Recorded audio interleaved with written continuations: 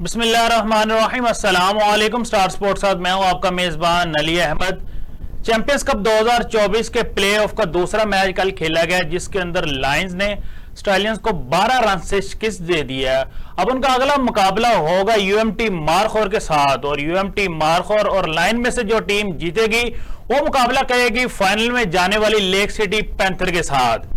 कल को जो मुकाबला खेला गया है उस मुकाबले के अंदर भी स्कोर चेज नहीं हुआ। इससे पहले 11 मैचेस ऐसे हुए हैं जिसके अंदर स्कोर चेज नहीं हुआ, और ये इस टूर्नामेंट के अंदर बात काफी ज्यादा जेर गौर लाई जा रही है कि एक मैच ऐसा हुआ है जिसके अंदर स्कोर चेज हुआ है, बाकी जितने मैचेस हुए हैं किसी मैच के अंदर भी स्कोर चेज नहीं हुआ।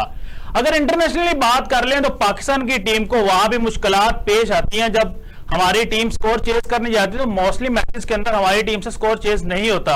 और अभी हमारा डोमेस्टिक हो रहा है तो वहां भी हमारे डोमेस्टिक प्लेयर्स भी खेल रहे हैं, इंटरनेशनल प्लेयर भी खेल रहे हैं, तो वहां भी स्कोर चेज करने में काफी ज्यादा मुश्किलात पेश आ रही हैं। इस सब पे बात करेंगे। हमें ज्वाइन किया स्पोर्ट जर्नलिस्ट मोहम्मद वलीद खान ने। वलीद, प्रोग्राम में खुशामदीद कहते हैं आपको।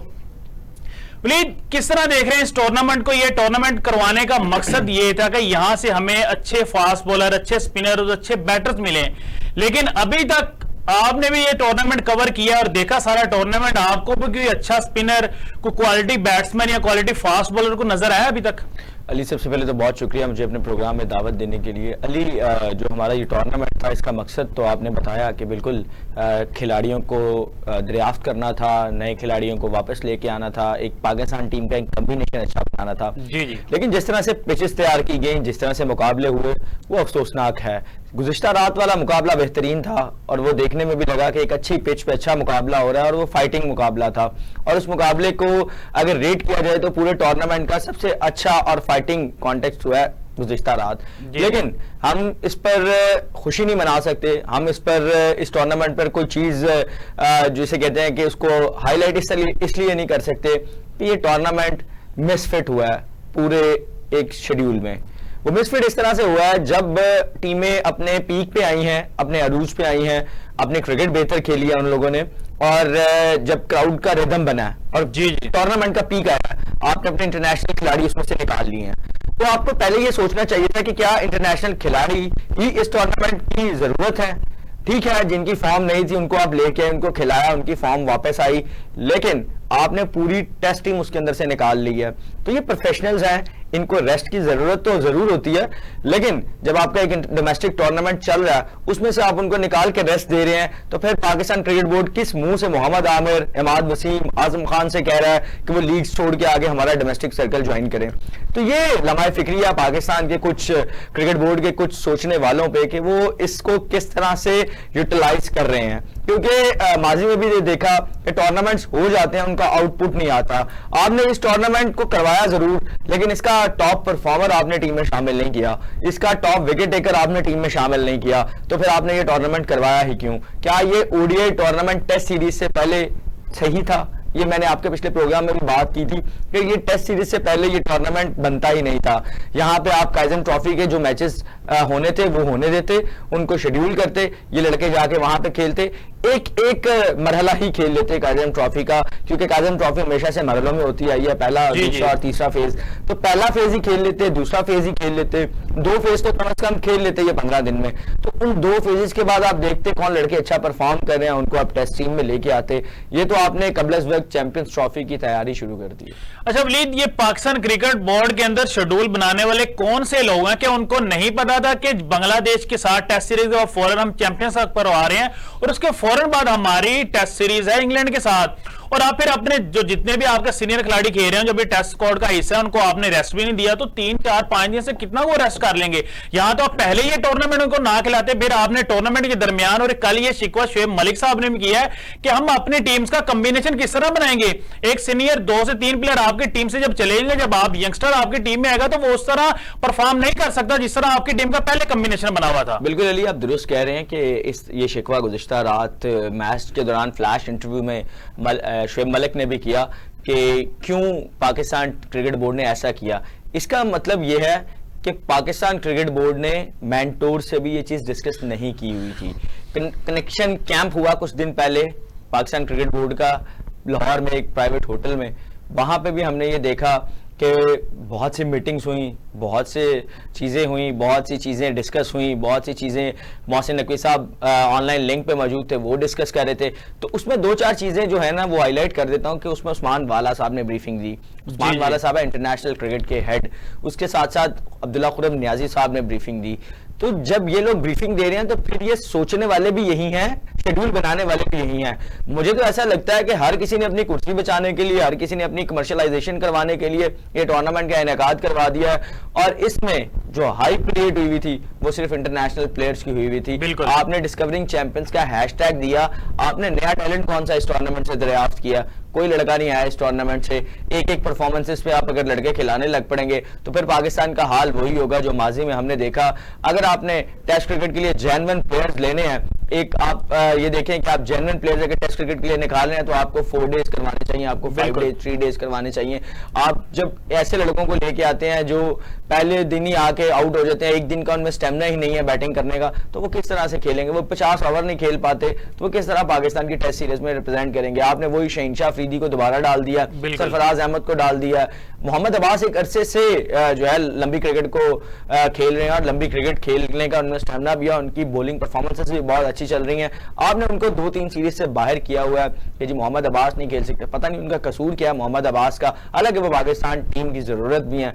तो अगर हम इसको देखें कि आप डोमेस्टिक टूर्नामेंट्स करवा रहे हैं 50 ओवर्स के और टेस्ट सीरीज आपके हेड ऑन है, तो जब आप टेस्ट सीरीज के लिए यहाँ से प्लेयर्स निकालेंगे तो फिर उस चीज को अफसोसनाक ही कहा जा सकता है। लेकिन अभी जो स्क्वाड सामने आया हमारे, उसमें तो इस टूर्नामेंट से कोई लड़का नहीं लिया गया, इस टूर्नामेंट से कोई खिलाड़ी नहीं वहां गया। तो इसका मतलब है कि आपने प्री प्लान चीजें की, आपने बगैर किसी प्लानिंग के चीजें की, आपने बगैर किसी सोचे समझे उधर से उठाए लड़के और जी चैंपियंस कप करवा देते हैं। चैंपियंस कप करवा दिया, अभी चैंपियंस ट्रॉफी जो है आपकी 4-5 महीने दूर है। अच्छा वलीद, आपने बात की कनेक्शन कैंप की। कल लाहौर के अंदर एक निजी होटल के अंदर ये कनेक्शन कैंप हुआ, इसका मकसद क्या था, क्यों करवाया गया? इसके अंदर तो समझ तो आती, जो हमारे कैप्टन और वाइस कैप्टन और सीनियर खिलाड़ी मौजूद थे, लेकिन इसमें एक ऐसा खिलाड़ी मौजूद है सईम अयूब, वो टीम के अंदर कभी आउट होते इन होते हैं, लेकिन जब तक वो टीम में रहे उनकी परफॉर्मेंस 0 है व्हाइट बॉल के अंदर। अगर रेड बॉल की बात कर लें तो उन्होंने 250 की अभी लेटेस्ट सीरीज के अंदर। तो आप किस तरह देख रहे हैं इस कनेक्शन कप का मकसद क्या था और क्यों करवाया गया? बिल्कुल अली, अगर देसी अल्फाज में बात की जाए तो ये शायद खिलाड़ियों में दोस्ती यारी वापस लाने के लिए किया गया और खिलाड़ियों में एका जो है वो दिखाने के लिए किया गया। अगर इस कनेक्शन कैंप में आपको कनेक्शन कैंप में जो है वो बुला लेते इंजमाम, ज़हीर अब्बास साहब और दीगर साबिक लेजेंड्स को, तो शायद बहुत बेहतर हो जाती चीज़ें, शायद बहुत बेहतर चीज़ें सामने आती। जब आपने गैरी क्रिस्टन, जेसन गिलेस्पी को बिठा के, टीम को बिठा के ये बातें ही करनी है कि टीम में इत्तेहाद होना चाहिए, टीम में यूनिटी होनी चाहिए, और वहाँ जेसन गिलेस्पी कह रहे हैं कि जी टेस्ट स्क्वाड ये होगा हमारा, उस कनेक्शन कैंप में बैठ के आप टेस्ट स्क्वाड भी डिस्कस कर रहे हैं, आप अपना फ्यूचर प्लान्स भी डिस्कस कर रहे हैं। तो मेरे ख्याल से पाकिस्तान टीम की सिलेक्शन कमेटी जो है वो है सिलेक्टेड। सॉरी आपको इंटरप्ट कर रहा हूं, जिन खिलाड़ियों को बुलाया गया था क्या फ्यूचर में वही टीम का हिस्सा रहेंगे, परफॉर्म करें या ना करें? यहाँ तो आप देखें ना चैंपियंस कप के अंदर ये आपने पूरे पाकिस्तान की क्रीम उठाई हुई थी, इस सारी क्रीम को बुलाएं तो उनके सामने बातें करें, या यही 6-7 खिलाड़ी रहेंगे हमेशा टीम के अंदर, ये परफॉर्म करें या ना करें? क्योंकि वो क्या उनका जो मकसद ये है, जैसे आप बता रहे हैं कि उनके साथ फ्यूचर प्लान्स के बारे में बात की जा रही है, अगर यही खिलाड़ी उनके सर्कल में है तो फिर माजरत के साथ दूसरे खिलाड़ी तो फिर इस तरह ऐसे क्रिकेट खेल रहे हैं, क्रिकेट छोड़ दें फिर। अली, आप जो डगे छुपे अल्फाज में बात करना चाह रहे हैं वो ये है कि आप साइम अयूब पे तनकीद करना चाह रहे हैं कि साइम अयूब क्यों उस कनेक्शन कैंप में थे, आगाज सलमान क्यों थे कनेक्शन कैंप में। तो मेरे ख्याल से अगर नौजवान जाके किसी बड़ी सिटिंग में बैठ रहे हैं तो हमें उस पर एतराज नहीं करना चाहिए। लेकिन नौजवान और भी है ना, नसीम शाह को नहीं ले गए आप, अब्दुल्ला शफी को नहीं ले गए, उनका क्या कसूर है फिर? आपने देखा होगा कि जो हमारा चैंपियंस कप हो रहा है उसमें साइम अयूब ने कप्तानी की है, जी, उसमें नसीम शाह ने कप्तानी नहीं की, उसमें किसी और ने कप्तानी नहीं की। लेकिन माजरत के साथ इमामुल हक भी कप्तान है, मोहम्मद हारिस भी कप्तान है, फिर उनको क्यों नहीं बुलाया गया? मेरे ख्याल से अभी जो पाकिस्तान टीम फ्यूचर कैप्टन को भी देख रही है और फ्यूचर को भी देख रही है। आपका मकसद ये है फिर साइम अयूब पाकिस्तान का फ्यूचर कप्तान हो सकता है? मेरे ख्याल से आप मेरी बात को समझ नहीं रहे, या शायद बात को मैनिपुलेट करना चाह रहे हैं, या शायद अपने अल्फाज मेरे मुंह में डालना चाह रहे हैं। तो आपको ये बता दूं कि साइम अयूब फ्यूचर कप्तान हो भी सकता है, क्योंकि साइम अयूब एक टैलेंटेड प्लेयर है। उसको बुलाने का मकसद ये था कि एक नौजवान खिलाड़ी अगर ग्रूम कर रहे हैं कप्तान बाबर आजम और शान मसूद उस खिलाड़ी को, सऊद शकील उसके साथ ग्रूमिंग कर रहा है। तो मेरे ख्याल से हमें इनको प्रमोट करना चाहिए और हमें इस चीज़ को जिसे कहते हैं कि तनकीद का निशाना नहीं बनाना चाहिए कि यार बेजा तनकीद कर रहे हैं आप खिलाड़ियों पे बैठ के कि जी साइम अयूब क्यों था, सऊद शकील क्यों था, आगा सलमान क्यों था। मेरे ख्याल से पाकिस्तान टीम के बेस्ट जो उनको लगे कि बेस्ट डोमेस्टिक प्लेयर्स हैं, बेस्ट जो हैं वो इंटरनेशनल प्लेयर्स हैं, उनको बुलाया गया। उसमें फ़खर जमान भी थे। फ़खर जमान ने ना बड़ी खुली खुली बातें की हैं उसमें, जो हमारे सोर्सेज बता रहे हैं। फ़खर जमान ने उन खुली खुली बातों पे बहुत से एतराज़ात चेयरमैन पीसीबी साहब को बता दिए हैं, क्योंकि फ़खर जमान को जो लोग जानते हैं उनको शायद पता होगा कि फ़खर जमान कोई लगा लिपटा के चीजें नहीं बताते, वो सीधा स्ट्रेट फॉरवर्ड बोलते हैं और वो स्ट्रेट फ़खर जमान ने कौन सी बात की मुझे तो पता, सर आप ही ऑडियंस को बता दें जरा वो कौन सी बात करते रहे हैं मोहसिन नकवी साहब से। अली आपके जराए ज्यादा स्ट्रांग है मेरे से, तो आप बेहतर बता सकते हैं, क्योंकि मैं अभी इस पोजीशन में नहीं हूं कि मैं उन बातों को क्लियरली आके मीडिया पे बताऊं कि किस तरह से फ़खर जमान ने बातें की। अभी बहुत है ये कि फ़खर जमान ने बहुत स्ट्रेट फॉरवर्ड और बहुत ज्यादा खुल के बात की है कि मोहसिन नकवी साहब को अपनी हर रिजर्वेशन बताई है। हमेशा से खिलाड़ियों पे तनकीद होती है, हमेशा से खिलाड़ियों पे ही चुरी फिरती है, अब अपने साथ वाले लोग क्यों नहीं देखते। आपको बड़ा मैंने फिक्रा बता दिया है। तो मेरे ख्याल से जो है फ़खर जमान ने बिल्कुल दुरुस्त कहा कि हमेशा जो खिलाड़ी हैं उन पर तनकीद क्यों की जाती है, हमेशा खिलाड़ियों को कुर्बानी का बकरा क्यों बनाया जाता है।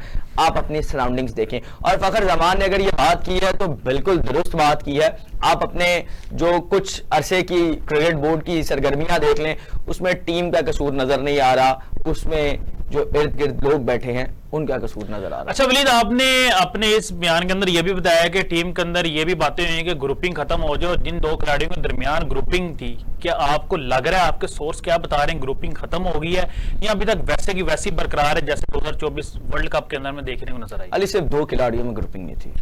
ग्रुपिंग का एक प्रॉपर जो है वो सेटअप लगाया जाता है और प्रॉपर उसको फिक्स किया जाता है, इंजेक्ट किया जाता है टीम के अंदर। हमने देखा है कि माजी के चेयरमैन की जो है नाकस प्लानिंग की वजह से ये ग्रुपिंग का आगाज हुआ। खिलाड़ी हमेशा दोस्त होते हैं और खिलाड़ियों की आपस में कोई लड़ाई झगड़ा नहीं होता, कोई पर्सनल ग्रजेस नहीं होते। खिलाड़ियों ने कहीं ना कहीं खेलना होता है साथ मिलकर, कहीं ना कहीं खाने होते हैं, कहीं ना कहीं बैठना होता है, एंजॉय करना होता है।